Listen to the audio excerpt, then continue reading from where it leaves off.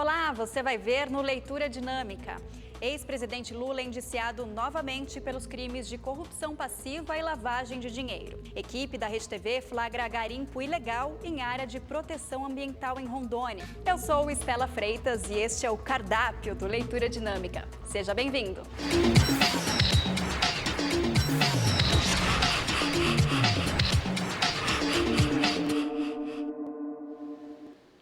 O ex-presidente Lula foi indiciado novamente pelos crimes de corrupção passiva e lavagem de dinheiro por repasses de 4 milhões de reais da Odebrecht ao instituto que leva o nome dele.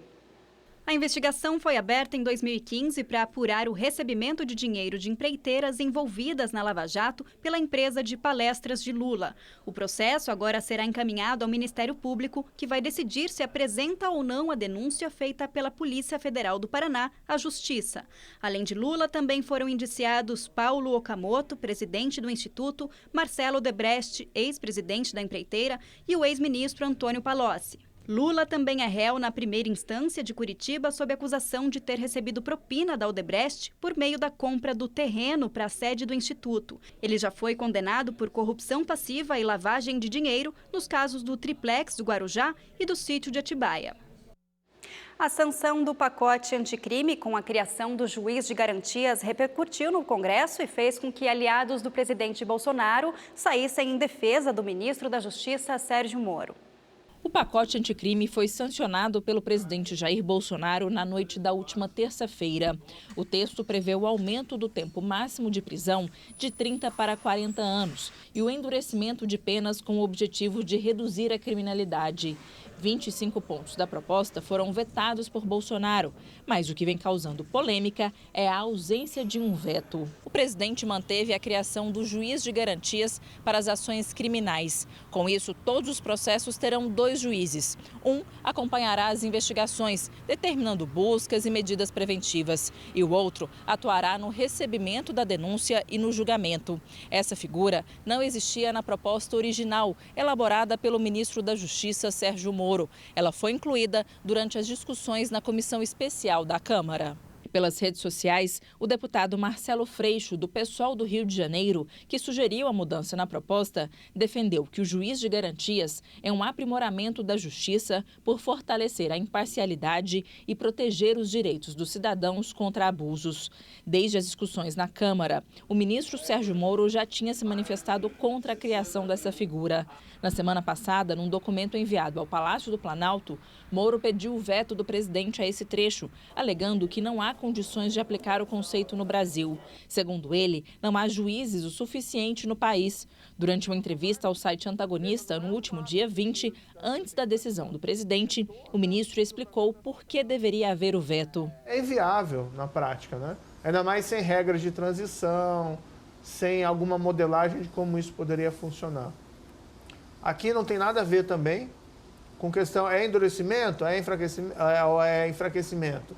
Não, é questão de constatar que não cabe na nossa estrutura judiciária. Isso é muito bom na Europa, né, que tem uma dimensão muito menor do que a nossa dimensão continental e que tem recursos muito maiores. Depois de contrariado por Bolsonaro, Moro comentou a situação pelas redes sociais. Disse que não é o projeto dos sonhos, mas contém avanços. Reafirmou que sempre foi contra algumas inserções feitas pela Câmara, como o juiz de garantias. E finalizou dizendo: apesar disso, vamos em frente.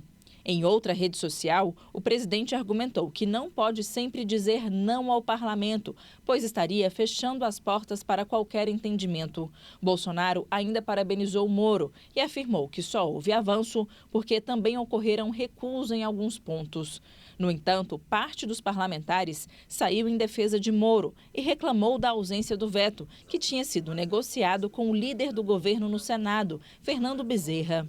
A presidente da Comissão de Constituição e Justiça, senadora Simone Tebet, disse que a sanção foi, no mínimo, estranha e, no máximo, inconstitucional. Ainda ressaltou que o juiz de garantias inviabiliza o sistema criminal brasileiro, gera atrasos intermináveis no julgamento de processos contra o crime organizado e combate à corrupção e representa um retrocesso. O juiz Marcelo Bretas, que é responsável pela Operação Lava Jato no Rio de Janeiro e pode ser afastado do julgamento dos processos, também reagiu. Disse que o processo penal brasileiro perderá eficiência e celeridade com a adoção do chamado juiz de garantias. Na tentativa de reverter a situação, o Podemos promete recorrer ao Supremo Tribunal Federal pedindo a inconstitucionalidade da criação do juiz de garantias, por não haver previsão orçamentária para colocar a medida em vigor. E olha só, um incêndio de grandes proporções atingiu um prédio no centro de São Paulo nessa tarde. Cerca de 21 bombeiros foram enviados ao local e pelo menos 27 homens trabalharam no combate às chamas por cerca de 2 horas. O fogo começou no 2º andar do prédio e se concentrou dentro de estúdios de uma gravadora. As demais lojas do imóvel não foram afetadas, mas o edifício foi interditado pela Defesa Civil por uma questão de segurança. Felizmente, ninguém se feriu. A causa do incêndio ainda é desconhecida. A polícia procura pelos donos do terreno onde um menino de 10 anos foi atacado e morto por 6 cães na zona sul de São Paulo. Luiz Fernando Teixeira de Santana entrou no local para tentar pegar uma pipa.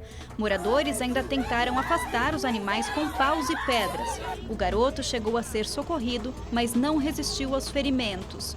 2 animais foram sacrificados e um ficou ferido. Agora a polícia investiga se os cães sofriam maus tratos.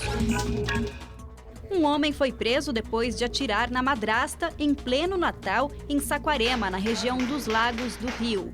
Neste vídeo, Bianca Lopes aparece discutindo com o enteado e com outro homem. Eles vão em direção a um carro. Luiz Felipe pega uma arma dentro do veículo e atira na madrasta a queima-roupa, pelo menos 6 vezes.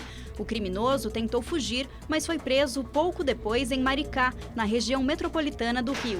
A vítima, de 36 anos, foi socorrida em estado grave. Ela está internada e o estado de saúde agora é considerado estável. O atirador foi autuado em flagrante por tentativa de homicídio. Nessa quinta-feira, começaram as investigações sobre o deslizamento de uma barreira que deixou 7 mortos e 3 feridos na zona norte do Recife, na véspera do Natal. Entre as vítimas fatais estão o casal Emanuel Henrique de Franca e Érica Virgínia, e o bebê deles, de apenas 2 meses. O inquérito foi aberto para investigar o caso e a polícia aguarda a liberação dos laudos da perícia para determinar as causas do acidente. De acordo com os moradores, um vazamento de água num cano da Companhia Pernambucana de Saneamento teria encharcado o solo e provocado o deslizamento. Em nota, a Compesa informou que está apurando as causas do acidente. Já a Prefeitura do Recife disse que está prestando assistência aos familiares das vítimas e moradores da área atingida. Uma equipe da Rede TV em Porto Velho, capital de Rondônia, flagrou dragas garimpando em áreas de proteção ambiental. Segundo a Polícia Ambiental, só neste ano foram 40 dragas apreendidas na região. Essa imagem, feita por cinegrafista amador, mostra a movimentação das balsas em comboios transportando maquinário no final do dia. Em seguida, começam as buscas pelo ouro. A fumaça preta é uma das evidências do crime ambiental. O risco de acidentes com embarcações também é grande. Os moradores da região afirmam que a dragagem ocorre durante toda a noite e madrugada. Mas, para não chamar a atenção, as luzes dos maquinários ficam desligadas. Na manhã seguinte, os equipamentos são trazidos novamente para a margem. Uma lei estadual proíbe a mineração nas proximidades da usina de Santo Antônio até a divisa de Rondônia com o município amazonense de Humaitá.